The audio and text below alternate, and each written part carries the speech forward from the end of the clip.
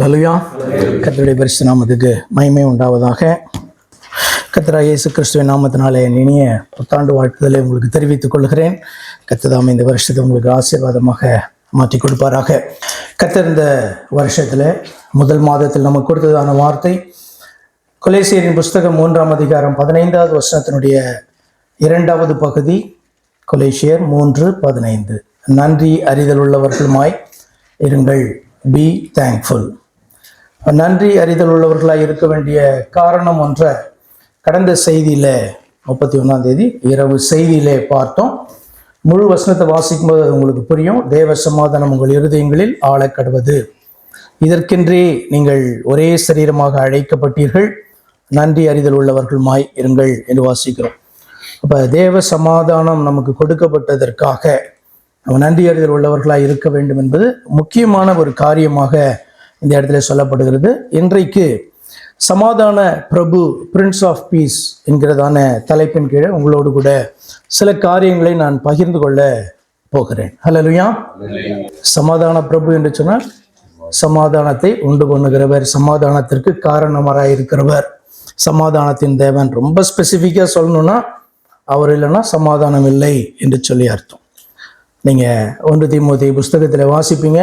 தேவன் ஒருவரே, தேவனுக்கும் மனுஷருக்கும் மத்தியஸ்தம் செய்கிற, தேவனுக்கும் மனுஷர்களுக்கும் மத்தியஸ்தம் செய்கிறவர் ஒருவரே, அவர் தம்மை மீட்கும் பொருளாக தந்த மனுஷனாகிய இயேசு என்று வாசிப்பீங்க. இப்போ சமாதான பிரபு என்று சொன்னால் ரொம்ப சிம்பிளாக நமக்கு புரியுற மாதிரி சொல்கிற ஒரு வார்த்தை என்ன அப்படின்னு சொன்னால் மத்தியஸ்தர்.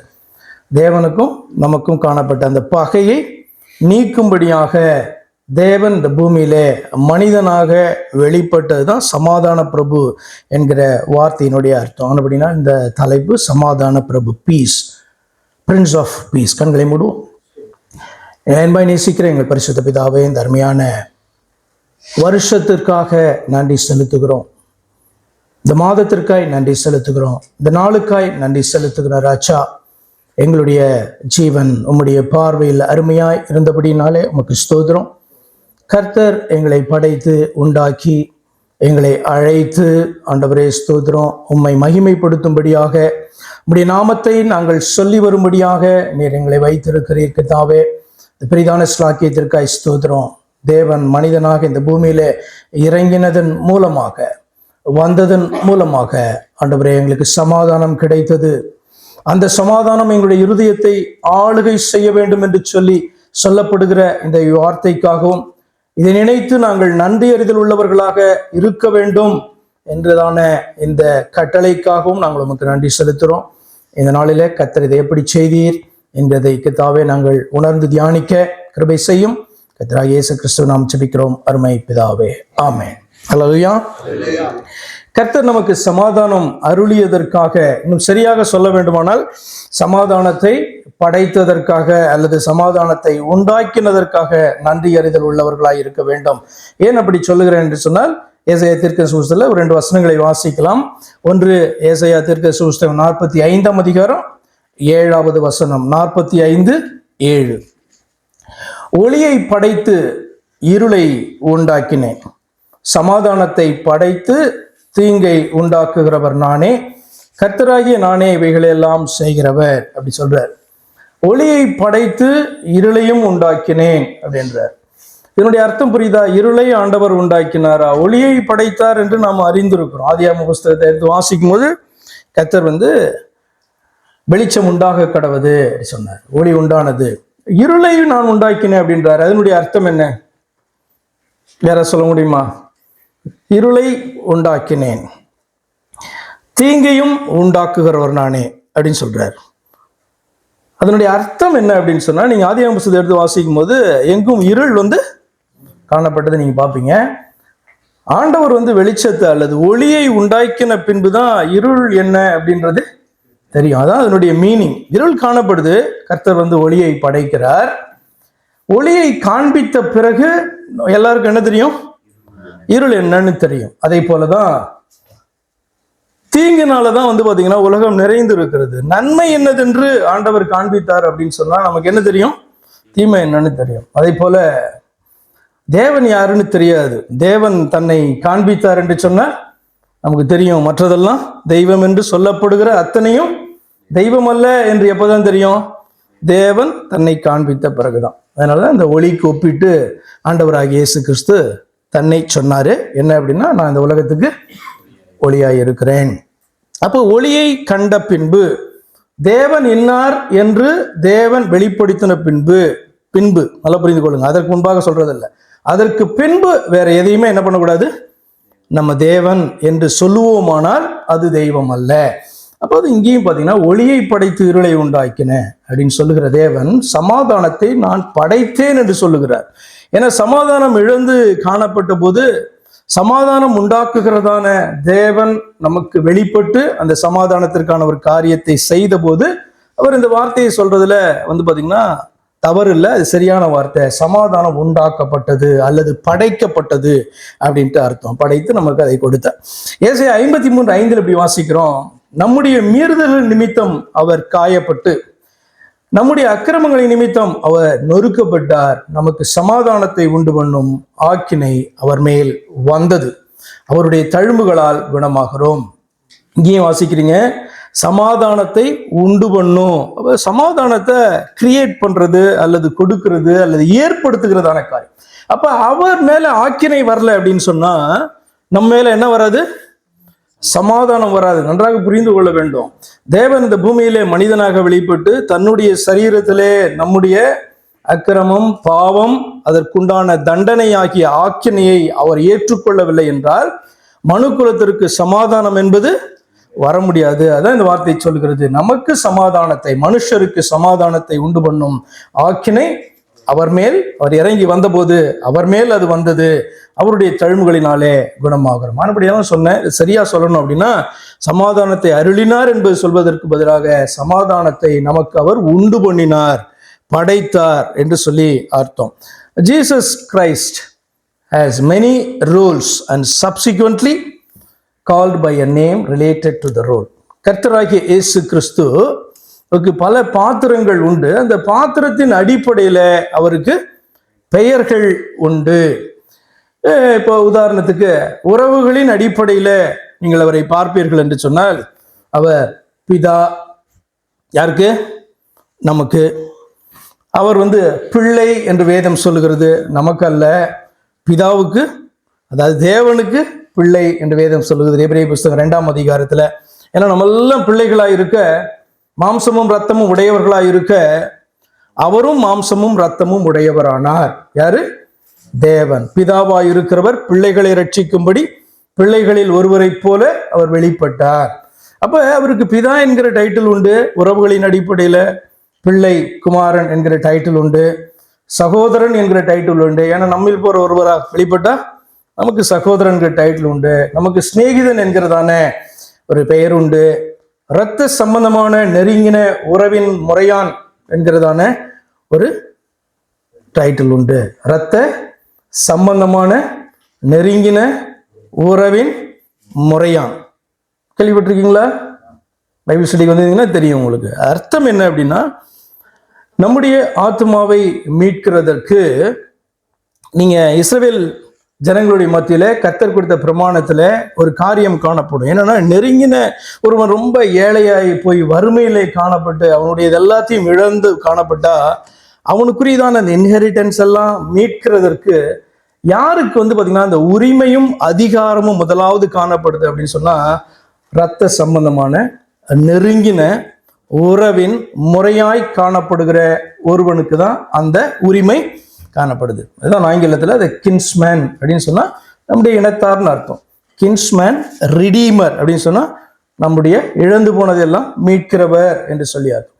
அப்ப நம்முடைய உறவின் முறைமையின் படி பார்த்தீங்க அப்படின்னு சொன்னா, மனிதர்கள் இவ்வளவு பேர் காணப்பட்டாலும் எல்லாருக்கும் நெருங்கின ஒரு உறவின் முறையாய் காணப்படுகிறவர் யார் என்று சொன்னால் கர்த்தராகிய இயேசு கிறிஸ்து. ஏன்னா நீங்க தனித்தனியா சொன்னீங்கன்னா உங்களுக்கு நெருங்கிய உறவின் முறையான ஆண் உறுப்பினர் உங்களுடைய இனத்துல யார் அப்படின்னா நீங்க என்ன பண்ணுவீங்க? சொல்லுவீங்க. என்ன? அப்பா இருந்தா அப்பாவை சொல்லலாம், க்ளோஸ் பிரதர் இருந்தா பிரதர் சொல்லலாம், பிரதர் இல்லைன்னா அடுத்த க்ளோஸ் யார், அடுத்த க்ளோஸ் யார், இப்படி சொல்லிக்கிட்டே போகலாம். ஆனா நம்ம எல்லாருக்கும் ஒருத்தர் பொதுவாக உண்டு என்று சொன்னால் யாரு?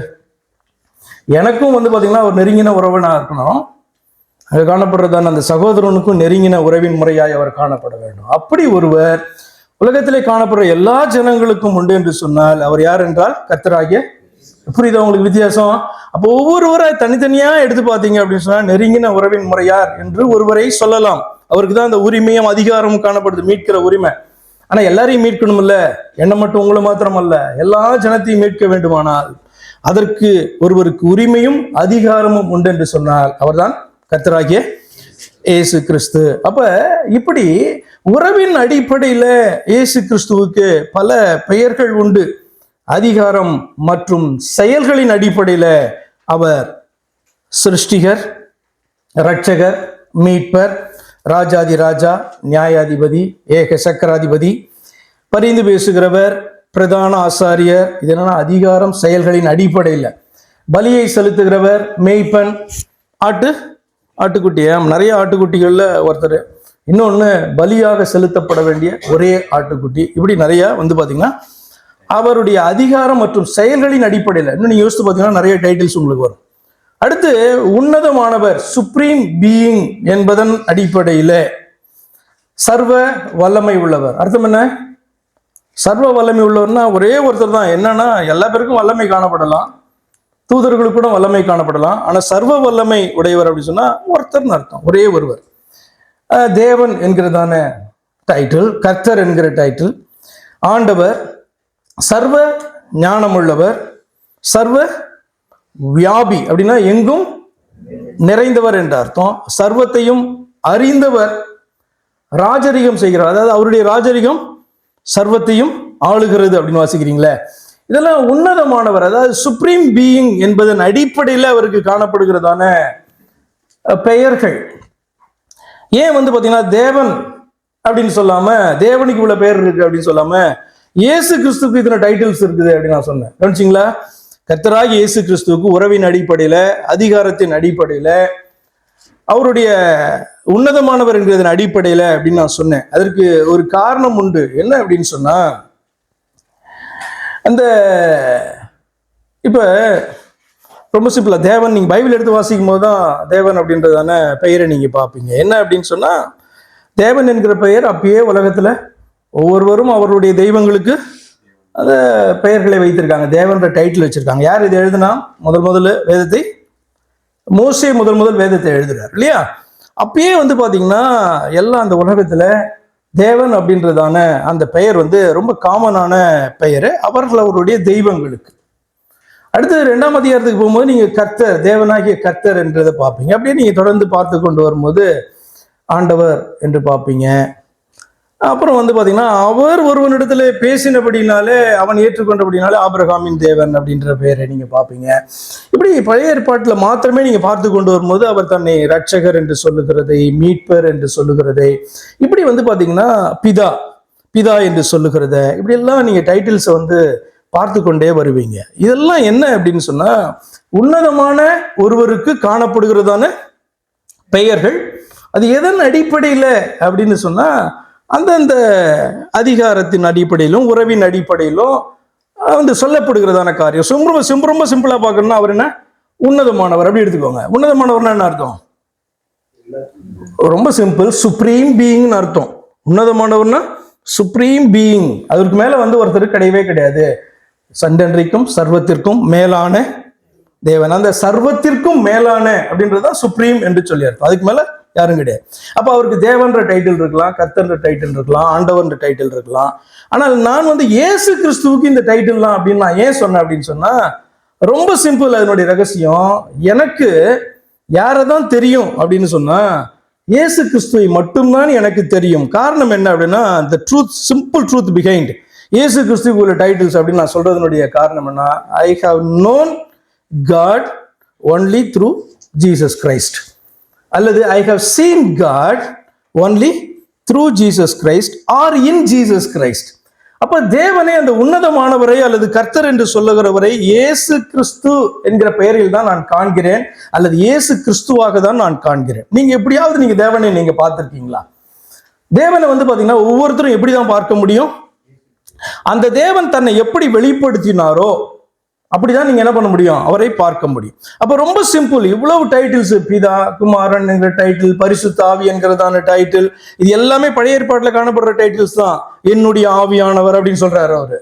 அப்ப எல்லா டைட்டில், என்னுடைய தாசன் என்று சொல்லுகிறார். எல்லா டைட்டில்ஸும், பெயர்களும் பழைய ஏற்பாடு புத்தகத்திலே காணப்படுகிறது. ஆனால் இந்த தெய்வத்தை நான் எப்படியாக அறிகிறேன் என்று சொன்னால், யாரை தெய்வமாக, யாரை சுப்ரீம் பீயிங்மாக நான் அறிகிறேன் என்று சொன்னால், இயேசு கிறிஸ்துவாக தான் நான் அறிகிறேன். ஆனப்படினால்தான் இயேசு கிறிஸ்துவுக்கு இத்தனை டைட்டில்ஸ் காணப்பட்டுச்சு அப்படின்னு நான் சொன்னேன்.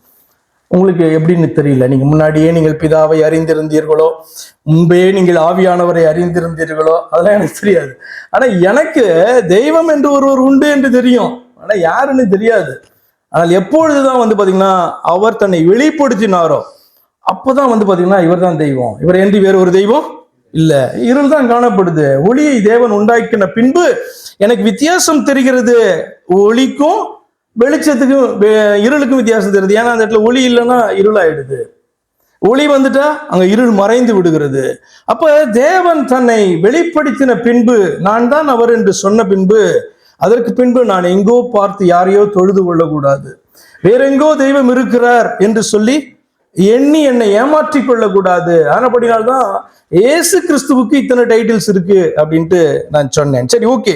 One of the reasons God manifested in flesh on this world is to make peace with his people. போன செய்தியில கூட நான் இதை பகிர்ந்து கொண்டேன். அந்த வசனத்தை திரும்பவும் வாசிக்கலாம். ஏசாயா 9:6. நமக்கு ஒரு பாலகன் பிறந்தார், நமக்கு ஒரு குமாரன் கொடுக்கப்பட்டார், கர்த்தத்துவம் அவர் தோளின் மேல் இருக்கும், அவர் நாமம் அதிசயமானவர், ஆலோசனை கர்த்தா, வல்லமையுள்ள தேவன், நித்திய பிதா, சமாதான பிரபு எனப்படும். இப்படி ஒரு வசனம் பாத்தீங்கன்னா ஏசாயா தீர்க்கதரிசி புத்தகத்துல நம்ம வாசிக்கிறோம் இல்லையா? அப்ப தேவன் மனிதனாக வெளிப்பட்டதற்கு முக்கியமான ஒரு காரணம் என்னன்னா, தன்னுடைய ஜனத்தோடு கூட சமாதானத்தை உண்டாக்கும்படியாய், அல்லது ஆரம்பத்தில் நான் சொன்னது போல சிம்பிளா சொல்லணும்னா மத்தியஸ்தத்தை உண்டாக்கும்படியாக, சமாதானத்தை உண்டாக்கும்படியாக, தன்னுடைய ஜனங்களாய் ஏற்றுக்கொள்ளும்படியாக என்று இந்த வார்த்தை பாத்தீங்கன்னா அவரை குறித்துதான ஒரு அந்த செயலின் மூலமாக காணப்படுகிறதான ஒரு பெயர் தான் இந்த சமாதான பிரபு என்கிறதான வார்த்தை. சமாதான பிரபு எப்படி சமாதானத்தை உண்டாக்கினார்? How did the Lord of peace make peace with his people என்று சொல்லி லூக்கா 19 சில வசனங்கள்லாம் வாசித்து விட்டு அதை ஜஸ்ட் எக்ஸ்பிளைன் பண்ணி முடிக்க போறேன். ஷார்ட் மெசேஜ் தான். சமாதான பிரபு எப்படி சமாதானத்தை மனிதர்களுக்கு உண்டாக்கினார்? லூக்கா 19 10 27 வரைக்கும். இழந்து போனதை தேடவும் ரட்சிக்கவுமே மனுஷகுமாரன் வந்திருக்கார். எல்லாரும் அவரை காண்கிறார்கள், மனிதனாக, மனுஷகுமாரனாக அவரை காண்கிறார்கள். ஆனால் அவர் தான் பரலோகத்திலிருந்து வந்ததாகவும், தான் வந்ததான நோக்கம் இன்னதென்றும் அவர் என்ன பண்றாரு, அவர்களோடு கூட பேசுகிறார். என்ன சொல்றாரு? இழந்து போனதை தேடவும் ரட்சிக்கவுமே மனுஷகுமாரன் வந்திருக்கிறார். அவர்கள் இவைகளை கேட்டுக்கொண்டிருக்கையில் அவர் எருசலேமுக்கு சமீபமாய் இருந்தபடியினாலும் தேவனுடைய ராஜ்யம் சீக்கிரமாய் வெளிப்படும் என்று அவர்கள் நினைத்தபடியினாலும், இப்ப என்ன அப்படின்னு சொன்னா, அவர்கள் நடந்து கொண்டு போயிட்டே இருக்க, பிரயாணப்பட்டுக்கிட்டே பேசிட்டு இருக்காங்களா அல்லது நின்று நின்று பேசுறாங்களா அப்படின்னு நீங்க யோசித்தீங்கன்னா, நான் என்ன நினைக்கிறேன் அப்படின்னா, இது சீஷர்களோடு கூட பேசி கொண்டு போகிறதான ஒரு காரியம். அப்ப பிரயாணப்படும் பொழுதே என்னதான் நடக்குது? பிரசங்கம், சத்தியத்தை பாத்தீங்கன்னா அவர்களுக்கு அறிவித்து கொண்டே வருகிறார். அப்படி சொல்லும்போது தன்னுடைய வருகை குறித்து தான ஒரு விளக்கத்தை அவர் கொடுத்து, அதுக்கு பின்பு பாத்தீங்கன்னா எருசலேமுக்கு பக்கத்துல இருக்காங்க. எருசலேம்னா கேபிட்டல் சிட்டி. ராஜா அந்த இடத்துல ராஜாவாக ஆளுகை செய்ய வேண்டிதானே. இப்ப எருசலேம் என்பது தாவீது அரசாண்ட இடம், சாலமோன் அரசாண்ட இடம். யூத கோத்திரத்தில் வருகிற ராஜாக்கள் எல்லாம் ராஜாக்களாக அவர்கள் அரசாண்டதான இடம் எங்க அப்படின்னா எருசலேம்ல இருந்துதான் அவர்கள் என்ன பண்ணாங்க, அரசாண்டாங்க. அப்ப எருசலேமுக்கு பக்கத்துல வரும்போது அவர்களுடைய எதிர்பார்ப்புலாம் என்ன? எப்போ தாவீதினுடைய குமாரன் எங்கள் மத்தியில ராஜாவாக வீட்டிருந்து எங்களுக்கு ஒரு பெரிய மீட்பை தந்து எங்களை விடுதலையாக்கி எங்களுக்கு அப்படி ஒரு நல்ல ஒரு அரசாட்சியை கொடுப்பாரு அப்படின்ட்டு என்ன பண்ணாங்க, எதிர்பார்க்கிறார். அப்ப எருசலேமுக்கு சமீபித்திருக்கையினாலும் தேவனுடைய ராஜ்யம் சீக்கிரமாய் வெளிப்படும் என்று. அவர்கள் என்ன யோசிச்சுட்டு இருக்காங்க? தேவனுடைய ராஜ்யம்னா என்ன? ஒரு ராஜா, தேவன் மனிதனாக வெளிப்பட்டு தேவ ராஜ்யத்தை எருசலேமிலே, இந்த பூமியிலே ஸ்தாபிப்பார், எருசலேமிலிருந்து அந்த ஆளுகை காணப்படும் என்பதாக அவர்கள் நம்பினார்கள். அப்ப நம்பிக்கொண்டிருக்கிற வேளையில தேவனுடைய ராஜ்யம் சீக்கிரமா வெளிப்படும் என்று அவர்கள், ஏன்னா இவர்கள் என்ன நினைச்சு வந்திருக்காங்க? இவரை கூட இருக்கிறதான சீஷர்கள், இவர்தான் மேசியா, கிறிஸ்து, மீட்பர், இரட்சகர், தேவன் மனிதனாக வெளிப்பட்டு இருக்கிறார், எங்களை ஆளும்படியாக வெளிப்பட்டு இருக்கிறார். அதுதான் அதனுடைய அர்த்தம். அப்ப தேவனுடைய ராஜ்யம் எருசலேமில் இருந்து சீக்கிரமாக அது உண்டாகும் என்றும், இவர் சீக்கிரமாக எருசலேமை கைப்பற்றி ஒரு விடுதலையை எங்களுக்கெல்லாம் கொடுத்து எங்களை மீட்டு ராஜாவாக அதில் அமர்வார் என்று சொல்லி அவர்கள் நினைத்தபடியினாலும் அவர் ஒரு ஊமையை சொன்னார். ஹல்லேலூயா. இப்ப நம்மளும் பாத்தீங்கன்னா தேவனுடைய நாட்கள் அல்லது தேவனுடைய ராஜ்யம், பரலோக ராஜ்யத்தை சீக்கிரமா பார்க்க போறோம், நம்ம பிரவேசிக்க போகிறோம் என்று சொல்லி தானே காத்திருக்கிறோம். இப்ப ஷியோரா பாத்தீங்கன்னா இன்னொரு 1000 வருஷம், 1000 வருஷம் இல்ல, நம்ம நாட்கள் தான் நமக்கு தெரியுமே. மேக்சிமம் நான் சொல்றேன் என்ன, 100 வருஷம்னு வச்சுக்கோங்களேன். இப்ப தேவனுடைய ராஜ்யம் ஒரு 1000 வருஷத்துக்கு அப்புறம் தானே நம்ம எப்படி வாழ்வோம்னு நீங்க நினைக்கிறீங்க? ரொம்ப ரிலாக்ஸ்ட் ஆயிடும். நம்ம பீரியட்ல கிடையாது இல்ல, இந்த சந்ததியில கிடையாது. அப்படின்னா எப்படி இருப்பீங்க? கொஞ்சம் சிந்தித்து பாருங்க. அப்படினால்தான் ஆண்டவர் சொல்லல, என்னைக்கு தான் இந்த பூமிக்கு வரப்போகிறேன், தேவனுடைய ராஜ்யம் எப்பொழுது உங்களால இந்த பூமியில பார்க்கப்பட போகிறது, அதாவது புதிய பூமியில சொல்றேன், பார்க்கப்பட போகிறது அப்படின்றத அவர் சொல்லவே இல்லை. இந்த பூமி எப்போ அழிய போகுது என்று சொல்லியும், புதிய பூமி எப்போது உண்டாக போகிறது என்று சொல்லியும் அந்த நாளை குறித்து ஆண்டவர் பேசாததற்கு காரணம் என்ன? நமக்கு நம்மளை பத்தி தெரியுதோ இல்லையோ, அவருக்கு நம்மளை பத்தி தெரியும். ஒரு நாள் இந்த பிள்ளைங்களை சும்மா விட்டா கூட இவர்கள் என்ன பண்றாங்க? தன்னை மறந்து உலகத்தின் பின்பாக ஓடுகிறார்கள். அல்லது தேவனின் மேலே நம்ம வைக்கிறதான அந்த பக்தி, பயம், மரியாதை அதெல்லாம் எங்க போகுதுன்னு நமக்கு தெரியாது. அப்படின்ட்டு நம்மை குறித்து ஆண்டவர் அறிந்திருக்கிறபடினால்தான் அவர் எப்ப அப்படின்றதான அந்த காரியத்தை மறைவாகவே வைத்திருக்கிறார். சரி, ஓகே, ஊமை அப்படின்னு சொல்லியாச்சு. 12ஆம் வசனத்தை வாசிக்கலாம். பிரபுவாகிய ஒருவன் ஒரு ராஜ்யத்தை பெற்றுக்கொண்டு திரும்பி வரும்படி தூர தேசத்துக்கு போக புறப்பட்டான். பிரபுவாகிய ஒருவன்னா என்ன அர்த்தம்? பிரபுனா லார்ட், கர்த்தர். அப்ப ஏற்கனவே ராஜா தான், ஆனா பாத்தீங்க அப்படின்னு சொன்னா ராஜான்னு அக்செப்ட் பண்ணிக்கக்கூடிய நிலையில இல்லை. அப்ப இந்த பிரபுவாகிய ஒருவன், அதாவது ராஜாவாகிய ஒரு கூட எடுத்துக்கலாம், ராஜாவாகிய ஒருவன் ஒரு ராஜ்யத்தை பெற்றுக்கொண்டு திரும்பி வரும்படி தூர தேசத்துக்கு போக புறப்பட்டான். புறப்படும் போது நல்லா கவனிச்சுட்டே வரணும் ஒவ்வொரு வசனத்தையும். என்ன புறப்படும் போது அவன் தன் ஊழியக்காரர்கள் 10 பேரை அழைத்து அவர்களிடத்தில் 10 ராத்தல் திரவியம் கொடுத்து, நான் திரும்பி வருமளவும் இதை கொண்டு வியாபாரம் பண்ணுங்கள் என்று சொன்னான். அவனுடைய ஊரார் அவனை பகைத்து, இவன் எங்கள் மேல் ராஜாவாய் இருக்கிறது. பாத்தீங்களா? இப்ப பிரபுனா என்ன? இங்க ராஜா, அவன் ஏற்கனவே ராஜா, ஆனா அக்செப்ட் பண்ணிக்கல. அவனுடைய ஊரார் என்ன பண்றாங்க? அவனை பகைக்கிறாங்க. இவன் எங்கள் மேல் ராஜாவாய் இருக்கிறது, எங்களுக்கு மனதில்லை என்று சொல்லும்படி அவன் பின்னே ஸ்தானாபதிகளை அனுப்பினார்கள். அவன் என்ன பண்றான்? போனா ராஜ்யத்தை பெற்றுக்கொண்டு திரும்பி வந்தபோது தன்னிடத்தில் திரவியம் வாங்கியிருந்த அந்த ஊழியக்காரரில் அவனவன் வியாபாரம் பண்ணி சம்பாதித்தது இவ்வளவென்று அறியும்படி அவர்களை தன்னிடத்தில் அழைத்து வர சொன்னான்.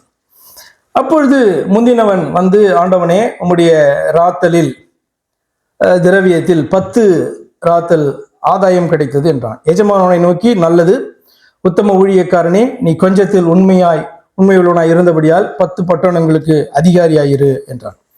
அப்படியே 2ஆம் ஊழியக்காரன் அடுத்தவன் இன்னொருத்த ஆண்டவனே, உம்முடைய ராத்தலில் 5 ராத்தல் ஆதாயம் கிடைத்தது என்றான். அவனையும் அவன் நோக்கி, நீயும் 5 பட்டணங்களுக்கு அதிகாரியாய் இரு என்றான். 10 பேருக்கு கொடுத்தானே அப்படின்னு கேட்கக்கூடாது, எக்ஸாம்பிள் தான் சொல்லிட்டே வர முடியும். அப்போ ஊமையை ரொம்ப பெருசா எக்ஸ்பிளைன் பண்ணிட்டே போக முடியாது. அதுல இருந்து என்ன பண்ணணும், என்ன சொல்ல வருகிறார் என்பதை பிடித்திடணும். ஸோ 2 பேரும் உண்மையா இருக்காங்க. அடுத்தது 20 வசனம். பின்பு வேறொருவன் ஆண்டவனே, இதோ உம்முடைய ராத்தல், இதை ஒரு சீலையில வைத்திருந்தேன். நீர் வைக்காததை எடுக்கிறவரும் விதைக்காததை அறுக்கிறவருமான கடினமான மனுஷன் என்று அறிந்து உமக்கு பயந்திருந்தேன் என்றான். மற்றவங்க எல்லாம் பயத்தை குறிச்செல்லாம் பேசல. இவர் மட்டும் என்ன சொல்றாரு? இவர் ரொம்ப பயந்து இப்படி இருந்தாராம் அவருக்கு. 22 வசனம்.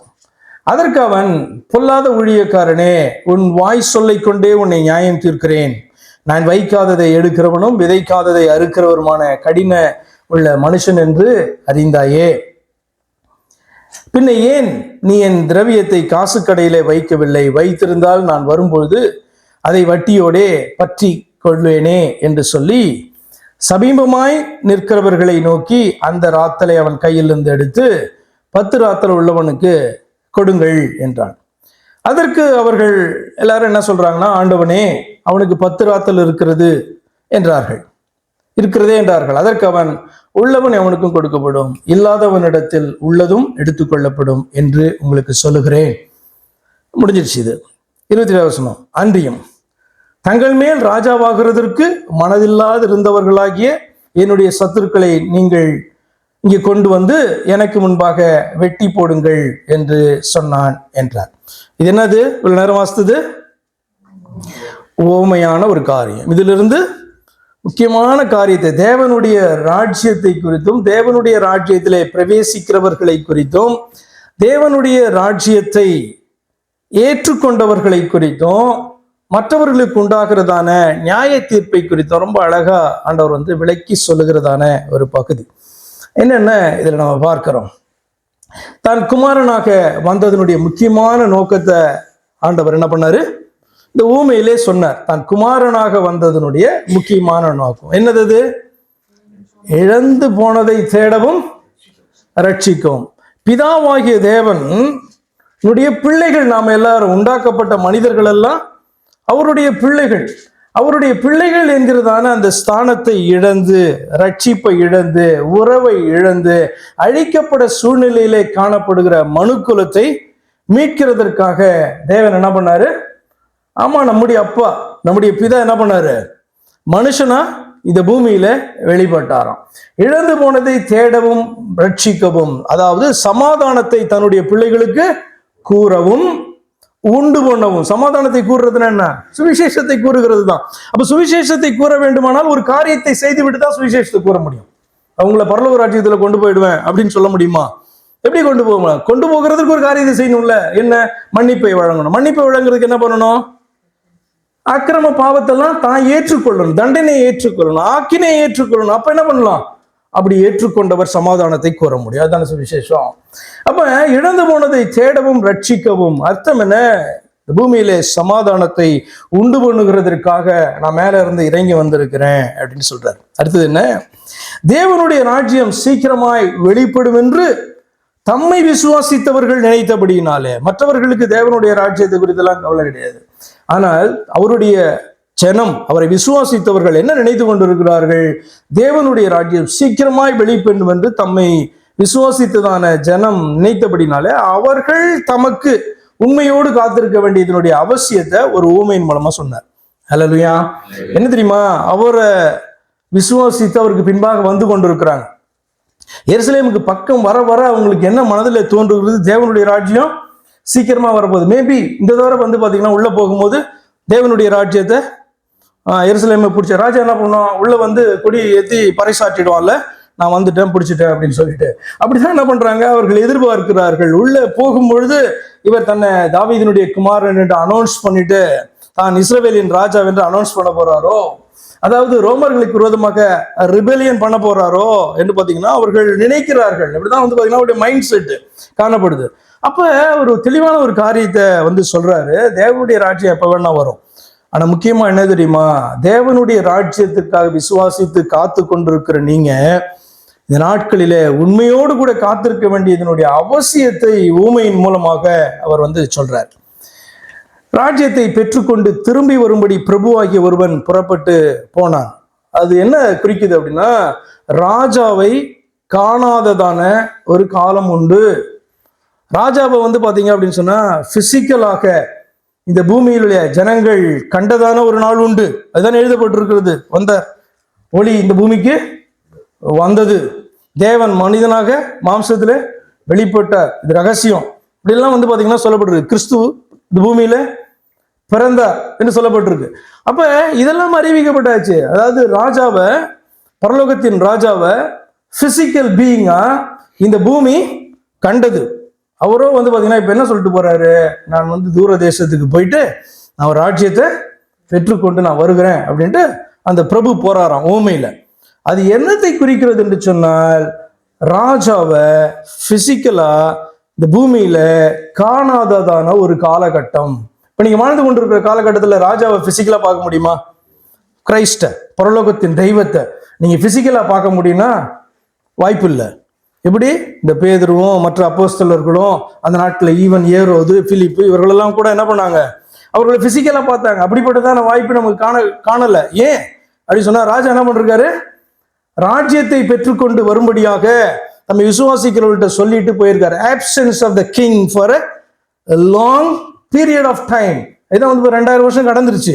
இன்னும் ராஜா வேணா பார்க்க முடியல, பிசிக்கலா நம்ம பார்க்க முடியல. ஆனா ஒன்னு சொல்லிட்டு போயிருக்காரு, என்ன அப்படின்னு சொன்னா, நான் திரும்பவும் வருவேன், வருகிற நாள் வரைக்கும் நீங்க வஞ்சிக்கப்படாதபடிக்கு என்ன பண்ணணும், எனக்காக அந்த ராஜாவுக்காக நீங்கள் காத்திருக்க வேண்டும் என்கிறது அந்த ஊமையிலே காணப்படுகிற ஒரு முக்கியமான ஒரு பாயிண்ட்.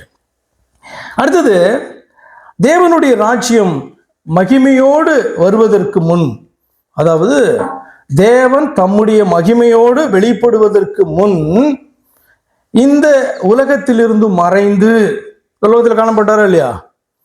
ஆமா, இந்த உலகத்துல காணப்பட்டார். எப்பொழுதும் உலகத்துல காணப்படுறார். ஆவியாய் காணப்படுகிறத நீங்க கணக்கு எடுத்துக்கிட்டு அவரை நம்ம பார்க்கவே முடியல அப்படின்னு சொல்லிட்டு, இவர் எங்களுக்கு ராஜாவா இருக்க வேணாம் அப்படின்னு தள்ளுகிற கூட்டத்தை போல இருக்கக்கூடாது. அப்ப தேவனுடைய ராஜ்யம் மகிமையோடு கூட, அதாவது தேவன் மகிமையோடு கூட வெளிப்படுவதற்கு முன்பாக ஒரு காரியம் வந்து நிச்சயமா காணப்படும். அது என்ன அப்படின்னு சொன்னா, இந்த உலகத்திலிருந்து அவர் மறைந்து, அதாவது பிசிக்கலா நீங்க அவரை பார்க்க முடியாது, மறைந்து திரும்பவும் வருவதை குறித்து பேசி, அவரை காணாதிருக்கும் நாட்களில் விசுவாசிகள் எப்படி நடந்து கொள்ள வேண்டும் என்பதை எச்சரித்தார். அந்த ஊமையில நீங்க பார்க்கிற அடுத்த காரியம் என்ன நீங்க பிசிக்கலா பார்க்க முடியாது.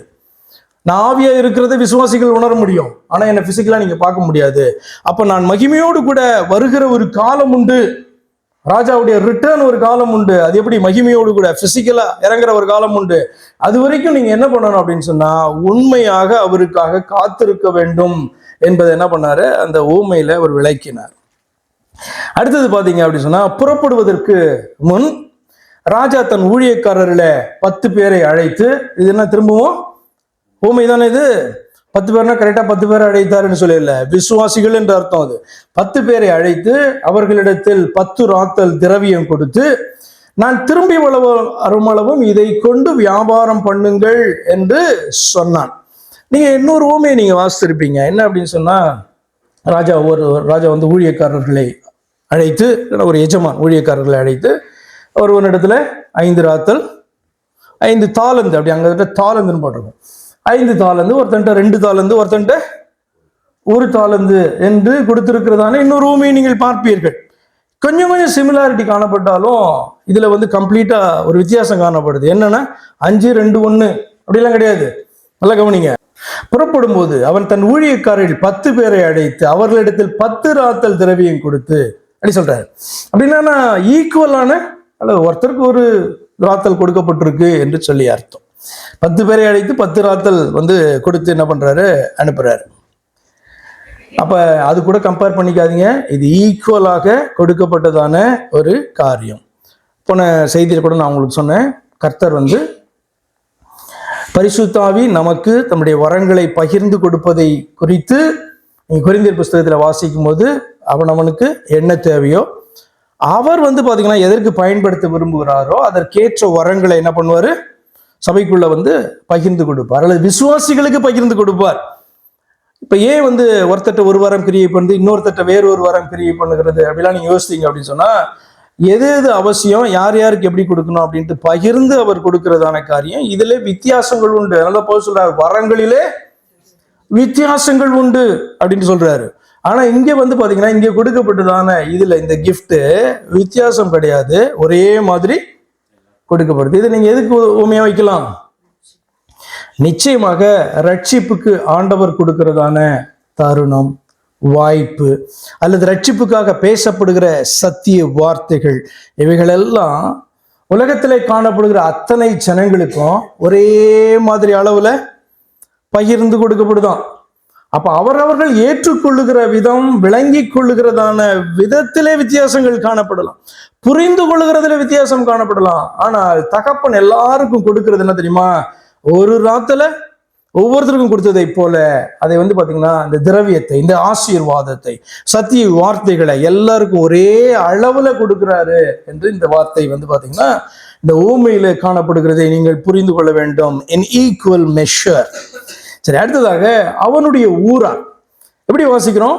அவனுடைய ஊரார் என்ன பண்றாங்களா? அவனை பகைத்து, ரிபெலியன், சிட்டிசன்ஸ் ரிபெலியன் அகைன்ஸ்ட் தேர் கிங். அவனுடைய ஊரார் அவனை பகைத்து என்ன சொல்றாங்க? இவன் எங்கள் மேல் ராஜாவா இருக்கிறது எங்களுக்கு மனதில்லை என்று சொல்லும்படி அவன் பின்னே ஸ்தானாபதிகளை அனுப்பினார்கள். His citizens living in his area, in his kingdom. இவர்கள் பாத்தீங்கன்னா அந்த ஊழியக்காரர்கள் அல்ல, இவர்கள் அவிசுவாசிகள். அந்த இடத்துல ஊழியக்காரர்கள் சொல்லப்பட்டிருக்கிறது, விசுவாசிகளை குறிக்கிறது. 10 பேர் அழைத்து கொடுத்தான்ல, அது விசுவாசிகளை குறிக்கிறது. அதே நேரத்துல அவனை ஏற்றுக்கொள்ளாதபடி அவனுடைய ராஜ்யத்துக்கு உட்பட்டு, அவனுடைய அதிகாரத்துக்கு உட்பட்டு காணப்படுகிறவர்கள், அவன் இந்த இடத்தை விட்டு இன்னொரு ஊருக்கு போயிட்டு ராஜ்யத்தை பெற்றுக்கொண்டு வருகிறேன் அப்படின்ட்டு சொல்லிட்டு மறைந்த பின்பு அவர்கள் அவனுக்கு பின்பாக ஸ்தானாபதிகள் அனுப்புறாங்க. என்ன சொல்லி அனுப்புறாங்க? இவன் எங்கள் மேல் ராஜாவாய் இருக்கிறது எங்களுக்கு மனதில்லை என்று சொல்லும்படி அவன் பின்னே. அப்ப அவிசுவாசிகளை குறித்து ஒரு சத்தியத்தை நீங்கள் அறிந்து கொள்ள வேண்டும். என்ன சத்தியம் அது? இதுல இருந்து என்ன சத்தியத்தை அறிந்து கொள்றீங்க? அவர்கள் மிக தெளிவாக தான் காணப்படுறாங்க. ஒருத்தர் ட்ரூத் ரிஜெக்ட் பண்றாங்க அப்படின்னு சொன்னா அவங்க மிக தெளிவாய் காணப்படுகிறாங்க. என்ன அப்படின்னு சொன்னா, எங்களுக்கு இது தேவையில்லை, எங்களுக்கு இவன் ராஜாவாய் இருப்பது அவசியம் இல்லை, இவனுடைய தலைமை எங்களுக்கு வேண்டாம், வாழ்றது எங்க? அவனுடைய தேசத்துல, அவனுக்கு கீழாக. கொஞ்சம் சிந்தித்து பாருங்க. இது அப்படியே நீங்க கிரைஸ்டுக்கு பாத்தீங்கன்னா இந்த ஊமையில ஒப்பிட்டு தானே அவர் பேசுறார், அல்லது காடுக்கு ஒப்பிட்டு தானே பேசுறார். நீங்க வேதத்துல நீங்க வாசிப்பீங்க, யோவான் 1ஆம் அதிகாரத்துல 9, 10, 11 இதெல்லாம் நீங்க போய் வாசித்தீங்க அப்படின்னு சொன்னா ரொம்ப இன்ட்ரெஸ்டிங்கா இருக்கும். உலகம் அவர் மூலமாய் உண்டாயிற்று, அவர் உலகத்தில் இருந்தார், எப்பயுமே உலகத்துல இல்லாம அவர் இல்லை, எப்பயுமே உலகத்துல ஆவியா எல்லா இடத்துலயும் நிறைந்தவராக அவர் காணப்படுகிறார். உலகம் அவரால் உண்டாயிற்று, உலகத்தில் அவர் இருந்தார். உலகமும் வாசித்துலாமா? அது ரொம்ப அழகான வார்த்தை. 9 வசனத்துல எப்படி வாசிக்கிறோம்? 10ல் உலகம், அவர் உலகத்தில் இருந்தாரு, உலகம் அவர் மூலமாய் உண்டாயிற்று, உலகமும் அவரை அறியல. அவர் உலகத்தை உண்டாக்கினவர், ஆனா உலகத்துக்கு அவரை தெரியல. நமக்கு யாருக்காவது அப்படி இருக்கா நிலைமை? நம்ம அவரால் உண்டாக்கப்பட்டோம், அவர் நமக்கு தெரியல அப்படின்ற சூழ்நிலை இருந்துச்சு ஒரு காலத்துல. இன்னைக்கும் எனக்கு தேவனை தெரியாதுன்ட்டு சொல்லக்கூடாது. அடுத்து பாத்தீங்கன்னா, அவர் தமக்கு சொந்தமானதிலே வந்தார். இந்த உலகம் யாருடையது? யார் உண்டாக்கினாரோ அவருடையது. அவர் தமக்கு சொந்தமானதிலே வந்தார், அவருக்கு சொந்தமானவர்களோ அவருக்கு சொந்தமானதுல வராரு, அவருக்கு சொந்தமானவர்களோ அவரை ஏற்றுக்கொள்ளவில்லை. ஆனா எப்படி ரட்சிக்கப்பட முடியும்ன்ற அடுத்த வசனம் சொல்லுகிறது, அவருடைய நாமத்தின் மேல். யார? உலகத்தை உண்டாக்கின அவருடைய நாமத்தின் மேல விசுவாசம் உள்ளவர்களாய் அவரை ஏற்றுக்கொண்டவர்கள் எத்தனை பேர்களோ அத்தனை பேர்கள் தான் தேவனுடைய பிள்ளைகள் என்கிற அதிகாரத்தை அவர்கள் பெறுகிறார்கள். அவர்களுக்கு தான் அந்த உறவு உண்டாகிறது, அவர்கள் தான் அந்த சமாதானத்தை பெறுகிறார்கள். பாருங்க, இந்த ஜனங்க என்ன பண்றாங்க? அவனுடைய ஊரார் இவன் எங்கள் மேல் ராஜாவை இருப்பது எங்களுக்கு மனதில்லை என்று சொல்லும்படி அவன் பின்னே ஸ்தானாதிபதி. அவர் உண்டாக்கின இந்த பூமி வேணும், அவர் உண்டாக்கினதான சகலமும் மனுஷனுக்கு வாழ்கிறதற்கு வேணும். இவனுக்கு தெரியாதானா? தெரியும், இவர் தான் என்னுடைய ராஜா, இவர் தான் என்னை உண்டாக்கின தெய்வம். பல பேர் என்னை உண்டாக்கல, ஒரே ஒருத்தர் தான் என்னை உண்டாக்கினார், சுப்ரீம் பீயிங், அவர் தான் தெய்வம், அவர் தான் என்னை ரட்சிக்கிறதுக்கு இந்த பூமியில வந்தார். நான் தான் பார்த்தீங்கன்னா ராஜா என்று அறிவிக்கிறதற்கு வந்தார். ஆனா அவர் அந்த பக்கம் அப்படி போன பிறகு அவரை கண்ணில் பார்க்க முடியல. உடனே பாத்தீங்கன்னா அவர்கள் என்ன பண்றாங்க? மிக தெளிவாய் ஒரு முடிவெடுத்து, இவன் எங்கள் மேல் ராஜாவாய் இருப்பது எங்களுக்கு மனதில்லை அப்படின்ட்டு சொல்லி என்ன பண்றாங்க? அனுப்புறாங்க. சரி, ராஜ்யத்தை பெற்று ராஜா திரும்பிய போது ஃபர்ஸ்ட் என்ன பண்றாரு அப்படின்னு சொன்னா, திரவியத்தை பெற்ற ஊழியக்காரர்களை முதலாவது அழைக்கிறார். எல்லாருக்கும் ஈக்குவல் அளவு கொடுத்தாருல்ல, ஏற்றுக்கொண்டார்கள் அல்லவா, அவர்களை என்ன பண்றாரு? அழைக்கிறார். அழைத்து அதில் ஒவ்வொருத்தராக வராங்க. அதில் முதலாவது அழைக்கப்பட்டவன் அவன்கிட்ட விசாரிக்கும் போது அவன் உண்மை உள்ளவனாக காணப்பட்டான். அதற்குரியதான பலனை பெற்றான். என்ன பலன்? அவனுக்கு அதிகாரம் கொடுக்கப்படுகிறது. தேவ ராஜ்யத்திலே பிரவேசிக்கிறவனாய் காணப்படுகிறான் இல்லையா? அதான் அதனுடைய அர்த்தம். இரண்டாவது அழைக்கப்பட்டவன் அவனும் உண்மை உள்ளவனாக காணப்பட்டான். விசாரிக்கும் போது தெரியுது என்ன பண்ணான், எப்படி வாழ்ந்தான் அப்படின்ட்டு. அவனும் அதற்கேற்ற பலனை அவன் பெற்றான். மூன்றாவதாக அழைக்கப்பட்டவன் உண்மையற்றவனாகவும் கீழ்ப்படியாதவனாகவும் போலியான தெய்வ பயம் உடையவனாகவும் காணப்பட்டான். அப்படித்தானே? அவன் சொல்றான்ல, உமக்கு பயந்து நான் என்ன பண்ணல, இப்படியாக உம்முடைய திரவியத்தை நான் வைத்திருந்தேன். அப்படின்னா அர்த்தம், உமக்கு ரொம்ப பயந்து நான் இப்படி வாழ்ந்தேன் இந்த பூமியில. நீர் விரும்பினபடி, நீ சொன்னபடி, நீ எதற்காக எனக்கு இந்த வாழ்க்கையை தந்திருக்கிறீரோ அப்படி வாழாதபடிக்கு உமக்காக பயந்து நான் இப்படி வாழ்ந்தேன் என்று சொல்லி அவன் என்ன பண்றான், தேவனை குறித்த ஒரு தவறான புரிதல், அல்லது தன்னுடைய எஜமான ராஜாவை குறித்த ஒரு தவறான புரிதல். எதற்காக இவர் நம்மளை வாழ விட்டு இருக்கிறார், எதற்காக இந்த திரவியத்தை எல்லாருக்கும் கொடுக்குற அளவு எனக்கும் கொடுத்து வைத்து இருக்கிறார் அப்படின்றதெல்லாம் பார்த்தீங்கன்னா புரிந்து கொள்ளாம, அறிந்து கொள்ளாதபடிக்கு தான் ரொம்ப அவனுக்கு பயந்து, அந்த ராஜாவுக்கு பயந்து செயல்பட்டதாக அவன் சொல்லுகிறான். ஆனால் அவன் பார்த்தீங்க அப்படின்னு சொன்னா அதற்கேற்ற பலனை அவன் பெற்றான். என்ன அப்படின்னா அழிவு. இது அவிசுவாசிகளோடு கூட தானே அழிவை ஒரு விசுவாசியானவன் பெறுகிறான். பார்த்து கொள்ளுங்க. அடுத்து பாத்தீங்கன்னா இந்த வசனத்துல நீங்க ஒரு காரியத்தை பார்ப்பீங்க, கொஞ்சத்தில் உண்மையாய் இருத்தல். அந்த முதலாவது வருகிறவன் சொல்றான் இல்லையா, அவன் சொல்றான், நான் பாத்தீங்க அப்படின்னா நீர் எனக்கு கொடுத்தான வாழ்க்கையை பயன்படுத்தி, இந்த இடத்துல ஊமை இல்லைன்னா திரவியத்தை பயன்படுத்தி நான் 10 என்ன சொல்றான், உம்முடைய ராத்திரியில் 10 ராத்தல் ஆதாயம் படி ஒன்றை நான் 10 ஆக்கியிருக்கேன் அப்படின்ட்டு பாத்தீங்கன்னா அவன் சொல்லுகிறான். அப்ப அவனுக்கு பாத்தீங்கன்னா அதற்கேற்றதான பிளெஸ்ஸிங்கை கொடுத்து அனுப்புறாரு.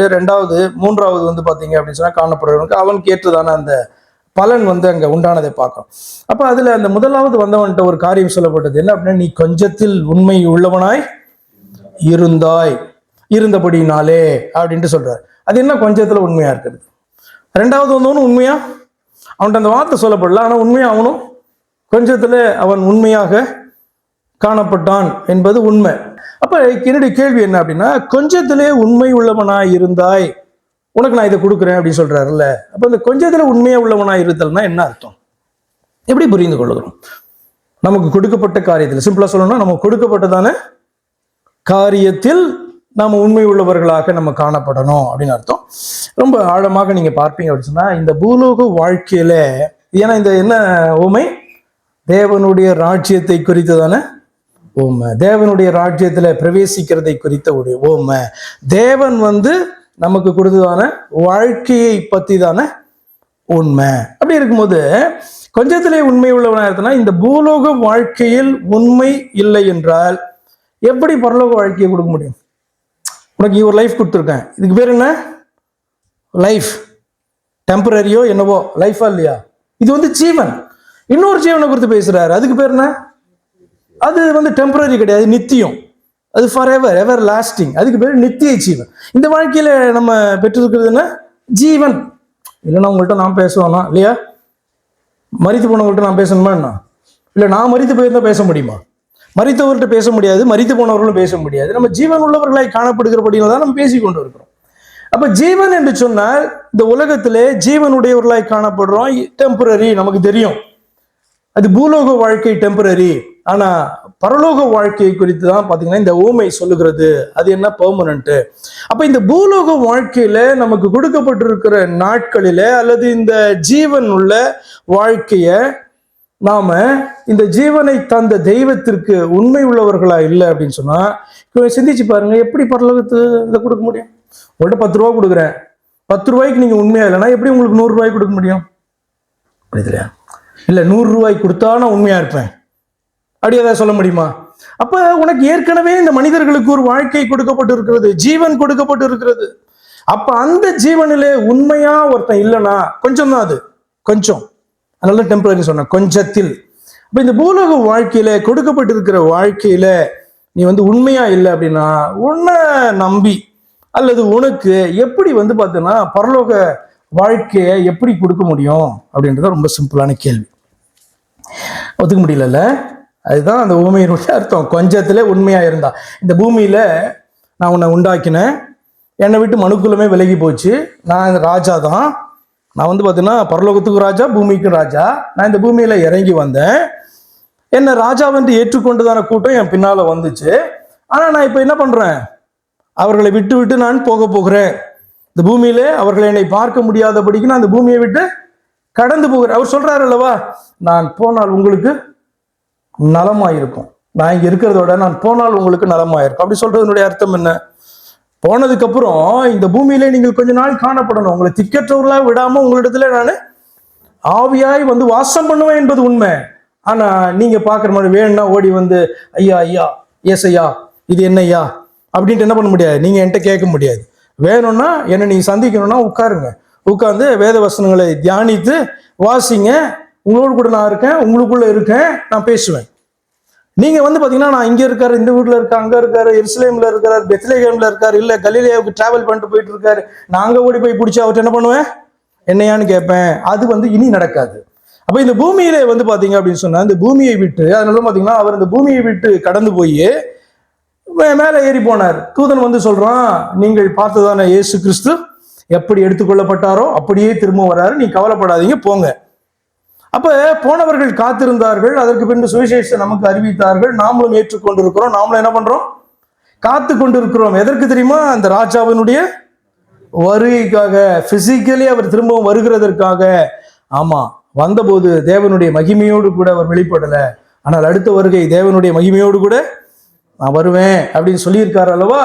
அப்ப வரும்பொழுது அவருக்கு முன்பாக குற்றம் உள்ளவர்களாக நிற்கக்கூடாது. எல்லாருக்கும் ஒரே அளவு வந்து பாத்தீங்கன்னா அவர் பகிர்ந்து கொடுத்திருக்கிறாருல்ல, அவர் முன்னாடி நிற்கும் போது, ஆண்டவரே நீ எனக்கு கொடுத்ததான வாழ்க்கைய எத்தனை வருஷங்கள் என்பது இது கிடையாது.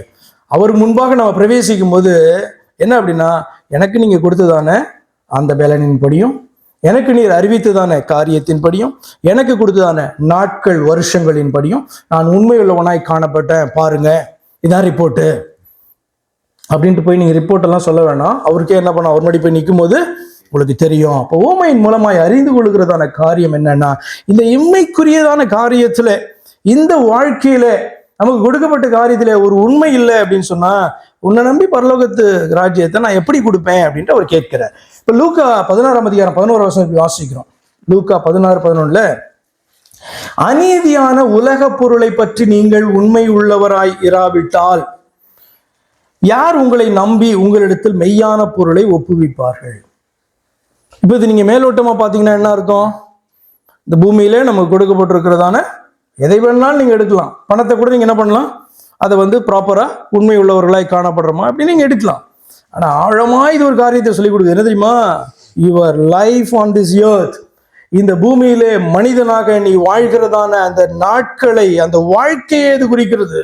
இது அநீதியான உலக பொருள், உலக வாழ்க்கை, உலகத்துல மனுஷனா காணப்படுற, ஆனா அந்த வாழ்க்கையில நீ கர்த்தரை அறிந்த பிறகும் உண்மையா இல்லை அப்படின்னா யார் உங்களை நம்பி உங்களிடத்துல மெய்யான உலக பொருளை, புரியுதா உங்களுக்கு? இது அவ்வளவு ஆழமான காரியம். இந்த உலகத்தை கொடுத்தாலும் இந்த உலகத்துக்கு எடுத்துட்டு இருக்க, நீ உன்னை பரலோகத்துல கொண்டு போக முடியுமா? இப்ப புரியுதா? இந்த உலகத்துல உனக்கு என்ன கொடுத்துருக்கேன், இந்த உலகத்துல நீ வாழ்கிறதற்கு இத்தனை காரியங்களை இலவசமா உனக்கு கொடுத்துருக்கிறேன். ஆனா இதுல நீ உண்மையா இருக்க மாட்ட, நீ என்னை வந்து ராஜாவாக ஏற்றுக்கொள்ள மாட்ட, தைரியமா வேற அறிக்கை பண்ற, உன்னை ராஜாவாக நாங்கள் ஏற்றுக்கொள்ள முடியாது என்று உன்னிடத்துல அனுப்பப்படுகிற ஸ்தானாதிபதிகளை பார்த்து நீ சொல்லி என்ன பண்ற, அனுப்புற.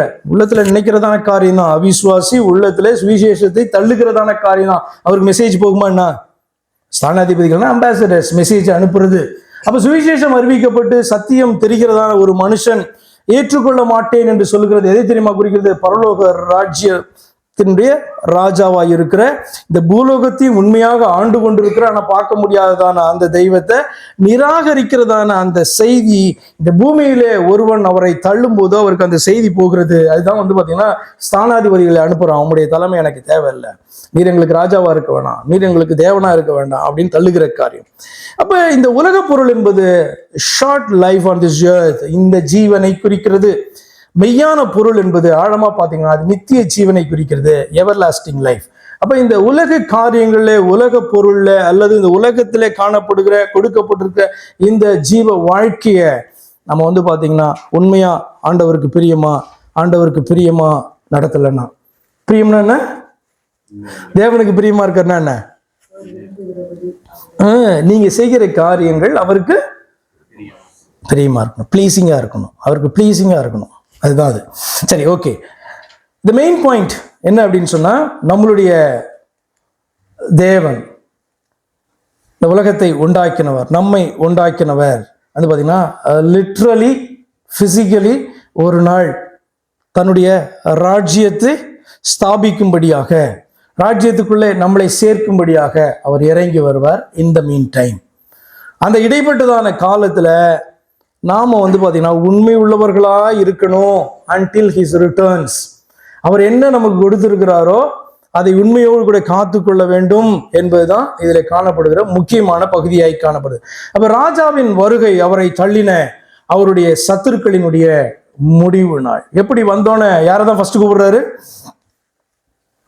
ஃபர்ஸ்ட் யாரை கூப்பிடுவாருன்னா விசுவாசிகளை தான் கூப்பிடுவார். முதல்ல யார்கிட்ட தான் கேட்பார் அப்படின்னு சொன்னா சபைக்குள்ளதான் கேட்பார். சபைக்குள்ளதான் முதலாவது யாரிடத்துல ஒப்புவிக்கப்பட்டதோ, யாருக்கு அறிவிக்கப்பட்டதோ, யார் ஏற்றுக்கொண்டார்களோ அவர்களிடம் தான் முதல் கொஸ்டினே வந்து பாத்தீங்கன்னா காணப்படும். அதான் அதில் அறிகிறீங்க. யாராவது வந்து பாத்தீங்கன்னா ஃபர்ஸ்ட் நம்ம என்ன பண்ணுவோம், நம்ம உல்டாவா டிசைட் பண்ணுவோம். என்னன்னா என்னை எப்படி நீ தள்ளின, நான் வந்து பாத்தீங்கன்னா இந்த தேசத்தில் இல்லாதபடிக்கு நான் வேறு தேசத்துக்கு போய் அதை பிடிச்சிட்டு வர்றதுக்காக போயிருக்கேன், நீ எனக்கு பின்னாடி ஸ்தானாதிபதிகளை அனுப்பி என்ன சொல்ற, இவன் எங்கள் மேல் ராஜாவா இருப்பது எங்களுக்கு பிரியமில்லை அப்படின்ற செய்தி கேட்டோன்னு அங்கிருந்து வருகிறதான ஒரு ஹியூமன் கிங்னா என்ன பண்ணுவோம்? ஃபர்ஸ்ட் சிந்திச்சு பாருங்க. வந்த உடனே என்ன பண்ணுவான்னா, எவன்லாம் வந்து எனக்கு விரோதமாக நான் இல்லாதப்ப இந்த பூமியில பேசி கொண்டிருந்தானோ அவனெல்லாம் இங்க கொண்டு வா அப்படின்னு சொல்லுவான். இவர் அப்படி பண்ண மாட்டார். அவனுக்கு அழிவு என்பது நிச்சயம். ஆனால் அது கடைசியில முதல் வந்து யாருக்கு தான் அப்படின்னு சொன்னா, என்னை ஏற்றுக்கொண்டு இந்த பூமியில வாழ்ந்து கொண்டு இருக்கிற உண்மை உள்ளவர்களுக்கு, என்னை ஏற்றுக்கொண்டு இந்த பூமியில ஏமாத்தி கொண்டிருக்கிற ஒரு கூட்டத்துக்கு. அப்ப விசுவாசி கிறிஸ்தவன் என்று சொல்லப்படுகிறவனுக்கு தான் முதலாவது சம்மன், அவனுக்கு தான் அழைப்பு. அதுக்கப்புறம் வந்து பாத்தீங்கன்னா ராஜா என்ன பண்றாரு, மற்றவர்களை, ஏன்னா அவர்களுடைய முடிவு வந்து ரொம்ப கிளியர், அவனை அழைக்கிறார். ராஜாவின் வருகை வந்து அவரை தள்ளினவர்களுக்கு அழிவு. அவர்கள் என்ன சொல்றாங்க அப்படின்னு சொன்னா, we will not have this man to reign over us, எங்களை ஆளுகை செய்ய இவருக்கு அதிகாரம் கிடையாது, இவர் யாரு அப்படின்னு தள்ளினார்கள் அல்லவா. ஆனா உண்மை என்ன அப்படின்னா, எப்படியா இருந்தாலும் அவர் தான் ஆளுகை பண்ணுகிறவர். இப்ப அழிக்கணும் அப்படின்னாலும் அதுக்கு என்ன வேணும்? அழிக்க வேண்டும் என்றாலும் அதிகாரம் வேண்டும். அவர்கள் மேல ஆளுகை செய்கிற அதிகாரம் உள்ள ஒருவர் தான் என்ன பண்ண முடியும்? ஒரு மரண தண்டனையை கொடுத்து அழிக்கவும் முடியும். அப்ப இவர்களும் அவருடைய ராஜ்யத்தை தள்ளுகிறார்கள், ராஜாவாயிராதபடிக்கு தள்ளுகிறார்கள், எங்களுடைய தேவன் அல்ல என்று தள்ளுகிறார்கள். ஆனா அல்டிமேட்டா என்ன காரியம் தெரியுமா? நிச்சயமாக விசுவாசிக்கிறவர்களை ஆளுகிறவர் அவர்தான், அவிசுவாசிகளை ஆளுகை செய்து அந்த அதிகாரத்தின்படி அழிக்கிறவரும் அவர் தான். ஆனபடினாலே ஏற்றுக்கொண்டாலும் அவர் தான் ராஜா, தள்ளினாலும் பாத்தீங்கன்னா அவர் தான் ராஜா. அப்ப என்னதான் பண்ணணும்? எனக்கு இன்னைக்கு அறிவிக்கப்படுகிறது இதுதான் சத்தியம், இவரை அன்றி வேற ஒரு தெய்வம் இல்லை. அதுக்கு முன்பாக கிறிஸ்துவை அறிகிறதற்கு முன்பாக இவர் தெய்வம் அவர் தேவன் பல டைட்டில் நான் சொல்லி கொண்டிருக்கலாம். ஆனால் கிறிஸ்து வெளிப்பட்ட பின்பு, தேவன் வெளிப்பட்ட பின்பு, இவர்தான் தேவன் என்று அறிந்த பின்பு நான் எதை தான் சொல்ல வேண்டும்? யாருடைய நாமத்தை தான் அதிகமாய் உச்சரிக்க வேண்டும் என்று சொன்னால் இயேசு கிறிஸ்து என்கிற நாமத்தை தான் அதிகமா உச்சரிக்க வேண்டும். ஆனபடினால்தான் இயேசு கிறிஸ்துவுக்கு இவ்வளவு டைட்டில்ஸ் உண்டு. எப்படி அப்படின்னு சொன்னா, பிதாவிலே தொடங்கி என்னுடைய சிநேகிதன், என்னுடைய சகோதரன், நெருங்கிய இனத்தான் என்கிற அளவுக்கு அவருடைய டைட்டில்ஸ் விரிவடைகிறது. யாருக்கு என்று சொல்லி கேட்டால் இயேசு கிறிஸ்து என்கிற ஒருவருக்கு. ஏனென்று சொன்னால் அவரை தான் நான் தெய்வமாக கண்டேன், அல்லது தெய்வத்தை அவராக தான் நான் கண்டேன், அல்லது அவரில் தான் நான் கண்டேன். சரி, அடுத்ததாக ஊமையிலே சொல்லப்பட்டிருக்கிற நியாய தீர்ப்பு என்பது இயேசுவானவருடைய ராஜ்யத்தை, அதாவது தலைமையை ஏற்காதவர்கள் அவர்களுக்கான அழிவுக்கு, அவருடைய அழிவுக்கு யார் காரணம்? ஊமையில என்ன படிச்சுக்கினீங்க? அவளுடைய அழிவுக்கு காரணம் யார்? இயேசுவா? அவர்களை ஏமாற்றின பிசாசா? அவர்கள் செய்தியை புரிந்து கொள்ளாத காரணமா? என்ன நினைக்கிறீங்க? அவர்களுடைய அழிவுக்கு காரணம் அவர்களுடைய செயல், அவர்களுடைய அந்த முடிவு. என்ன முடிவு எடுத்தாங்க? மிக தெளிவாக ஒரு முடிவு எடுத்தாங்க. இயேசு கிறிஸ்து எங்களுக்கு ராஜா கிடையாது, இயேசு கிறிஸ்து எங்களுக்கு ராஜா கிடையாது, இயேசு கிறிஸ்து எங்களுக்கு தேவன் கிடையாது. அப்படின்றத ஒரு தெளிவான முடிவை எடுத்து அந்த முடிவை என்ன பண்றாங்க, அவர்கள் அறிவிக்கிறார்கள். அப்ப இப்படிப்பட்டதானவர்களுடைய முடிவிற்கு காரணம் அவர்களுடைய அந்த நம்பிக்கையும் அவர்களுடைய அந்த முடிவும் அவர்களுடைய அந்த அறிக்கையும் தான் காரணமாக காணப்படுது. சரி, தேவன் தாம் இழந்து போனதை தேடி பூமிக்கு மனிதனாக வந்து நம்மை ரட்சித்ததன் மூலம் நமக்கு சமாதானம் உண்டானது. அவர் சமாதான பிரபு, அவரே சமாதானத்தின் தேவன். நன்றி அறிதல் உள்ளவர்களாயிருப்போம், அவர் வருகை மட்டும் உண்மை உள்ளவர்களாயிருப்போம். என்ன மெசேஜினுடைய சுருக்கம் என்று சொன்னால், நன்றி உள்ளவர்களாயிருப்போம், அவர் வருகை மட்டும் உண்மை உள்ளவர்களா இருப்போம். ஏன்னா அவர் வந்து நமக்கு அந்த ஒரு ராத்தலை அப்படி கொடுக்குறாருல, திரவியத்தை கொடுக்கும்போது உண்மை, சந்தோஷம், மனமகிழ்ச்சி. ஆனால் அதுக்கப்புறம் இருக்கிற வாழ்க்கை காணப்படுது பாருங்க.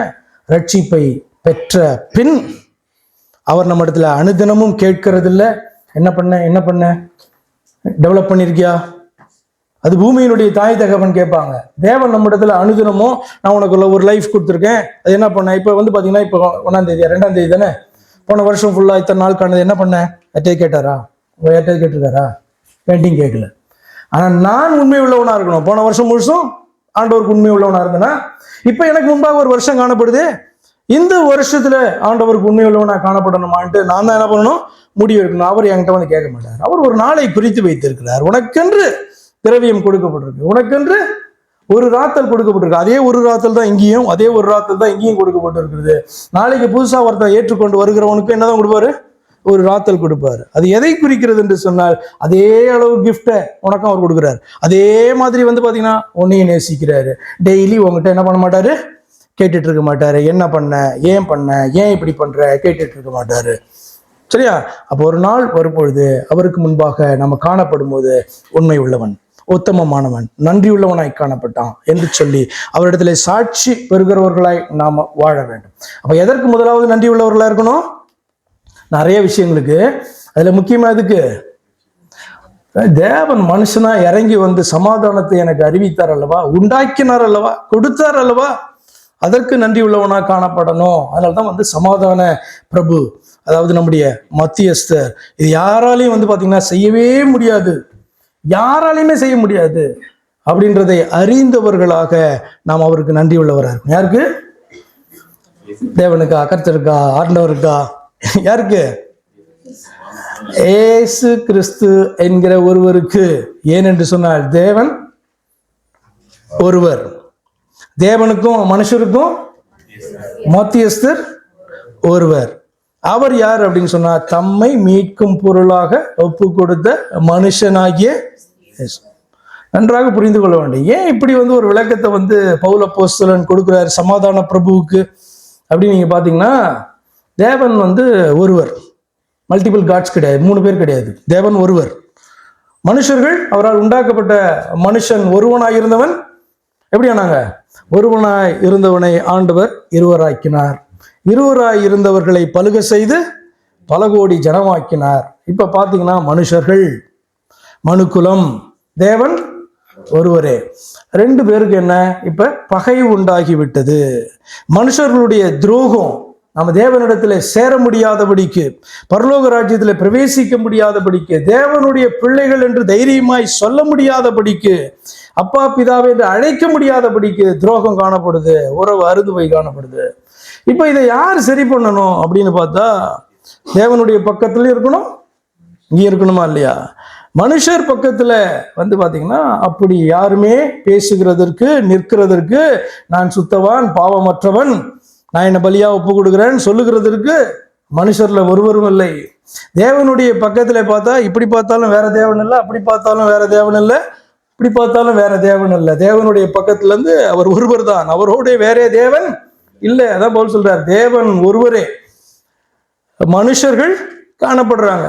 மத்தியஸ்தம் செய்கிறதற்கு தேவன் தான் கீழே இறங்கி வர வேண்டும், அவர்தான் மனிதர்களுடைய பக்கத்திலிருந்து இந்த மத்தியஸ்தத்தை செய்ய வேண்டும். அர்த்தம் என்ன?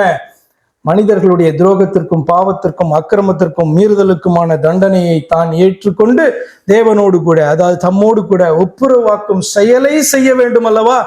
அப்ப எதற்கு தான் நன்றி உள்ளவர்களாக காணப்படணும்? முதலாவது இந்த செய்கைக்கு தேவன் எனக்கு சமாதானத்தை உண்டு பண்ணும்படியாய் அந்த ஆக்கினை தம்மேல ஏற்றுக்கொள்ளும்படியாய் இறங்கி வந்தார் அல்லவா, அவருடைய பேர் என்ன பண்ணும் எனக்கு தெரியும். 1000 டைட்டில்ஸ் இருக்கலாம், ஆனாலும் கூட இயேசுவானவரை தான் எனக்கு தெய்வமாக தெரியும்.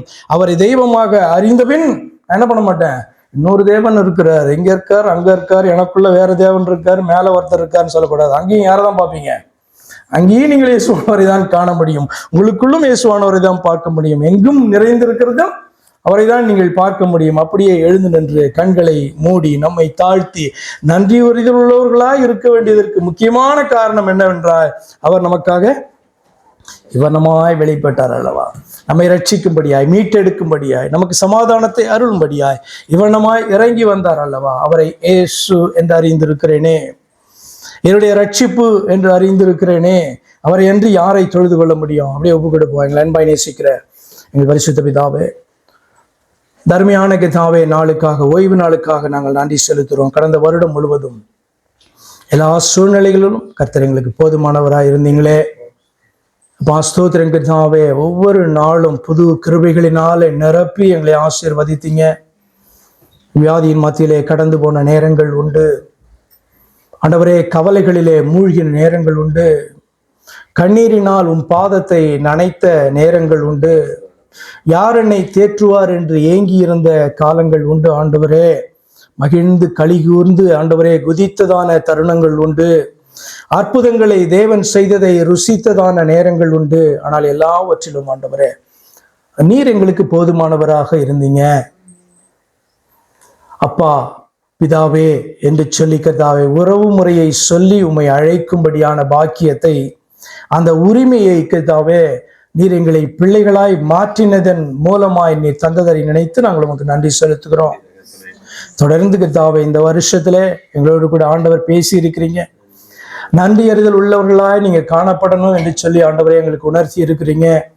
எங்களிடத்துல இருக்கிற குற்றங்கள் குறைகள் சகலவற்றையும் அறிந்தவர் நீர் ஆண்டவரே. என்ன வார்த்தைகளை தரணும், என்ன பேசணும், என்னுடைய பிள்ளைகளுக்கு எது முக்கியம், என்னுடைய பிள்ளைகளிடத்துல என்ன குறை உண்டு என்பதை அறிந்து ஆண்டவரே அதை சரி செய்து கொள்ளும்படியாக எங்களுக்கு தந்த இந்த வார்த்தைக்காய் நன்றி செலுத்துகிறோம் ஐயா. எல்லாவற்றை பார்க்கலாம் தேவன் எங்களுக்கு இலவசமாய் தந்ததான இந்த ரட்சிப்பையில் நாங்கள் கலிகூற ஆண்டவர் உதவி செய்யுங்க.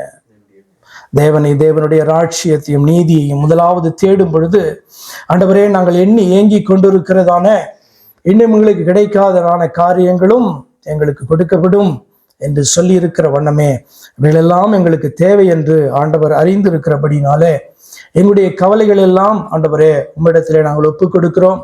அப்பா, விசாரிப்பீராக, எங்களுக்கு கர்த்தாவே நியாயம் செய்வீராக.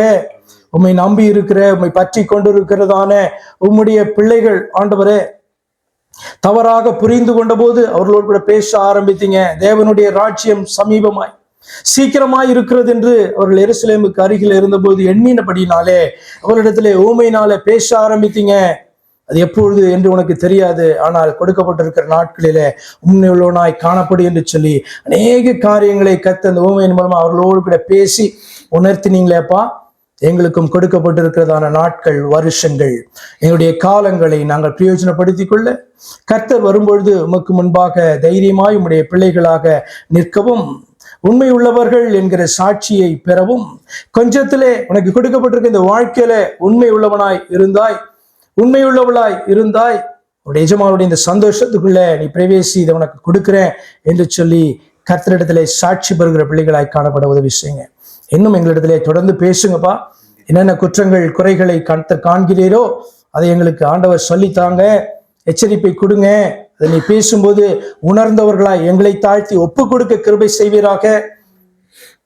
கேட்டதான பிள்ளைகளை ஆசீர்வதியும், பலப்படுத்தும், உற்சாகப்படுத்தும். கர்த்தராகிய இயேசு கிறிஸ்துவின் நாமத்தை ஜெபிக்கிறேன் அருமை பிதாவே, ஆமென். என் ஆத்துமாவே கர்த்தரை ஸ்தோத்திரி, என் முழு உளமே பரிசுத்த நாமத்தை ஸ்தோத்திரி. என் ஆத்துமாவே கர்த்தரை ஸ்தோத்திரி, கர்த்தர் செய்த சகல உபகாரங்களையும் மறவாதே. ஆமென். கர்த்தராகிய இயேசு கிறிஸ்துவனுடைய கிருபையும் நம்முடைய தேவனாகிய அவருடைய அன்பும் அவருடைய பரிசுத்தாவின் ஐக்கியமும் இன்றும் சதா காலங்களிலும் உங்கள் அனைவரோடும் கூட இருப்பதாக. ஆமென்.